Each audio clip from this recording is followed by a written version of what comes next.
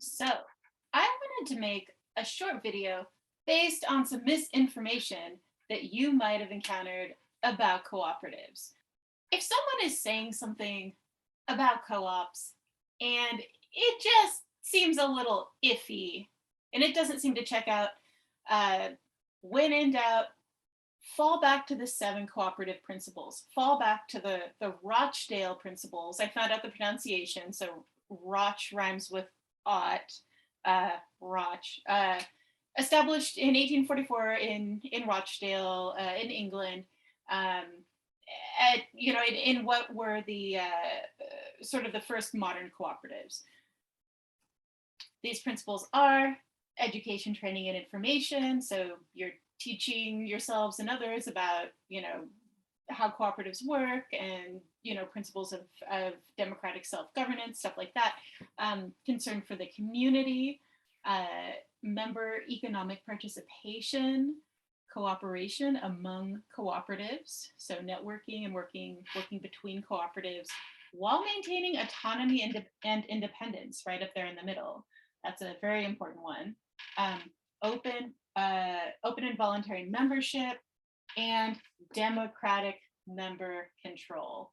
So if something doesn't have these seven principles, it's not a co-op. And we're going to work through some examples to see, how you can use these principles to kind of break down misinformation if someone is spouting it online. And specifically, we're going to zoom in on the autonomy and independence principle for this. So this is just sort of a working through of an example.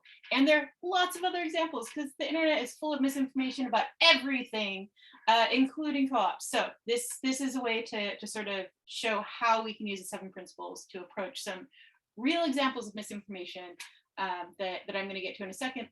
So the thing to keep in mind when you're really thinking about the autonomy and independence principle, in terms of applying it to think through examples, really what's being talked about is autonomy. Some of the major things are, autonomy from non-user investors and autonomy from the state.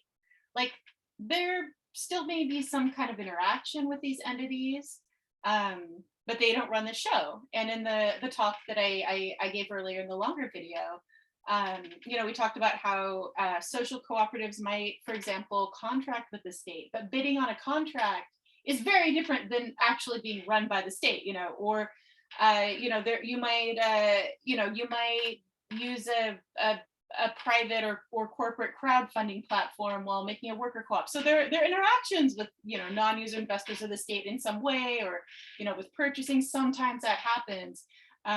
You might interact with non-user investor owned companies through purchasing if you don't have a robust cooperative network to buy things from to stock your co-op store, for example. But you're still maintaining decision-making independence from these entities. So autonomy, super important aspect of worker cooperatives.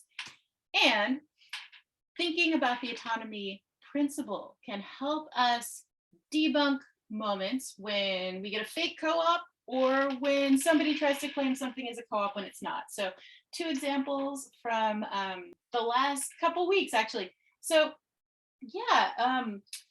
Winco Foods actually isn't a co-op, and sometimes it's marketed as a co-op, and this this can confuse people. Also, here's an actual comment that someone made in response to a positive comment I'd made on a Seattle Times article, where they claimed something about businesses being co-opted when the USSR was formed, which is just such nonsense. Like this is total nonsense, but it's misinformation. So it's important to debunk misinformation early and often so people like this don't run the narrative, because this is complete. I don't even okay. All right, let's work through it. Okay, so for Winco Foods, Winco is actually a publicly traded company. It's on the stock market. This means there are non-user investors. So it's not a co-op. That is not, it not only violates the autonomy principle, but it also violates other principles as well. so it doesn't have autonomy from non-user investors. So it's not a co-op. Also, so this person is claiming in this very strange comment that when the state seizes co-ops, they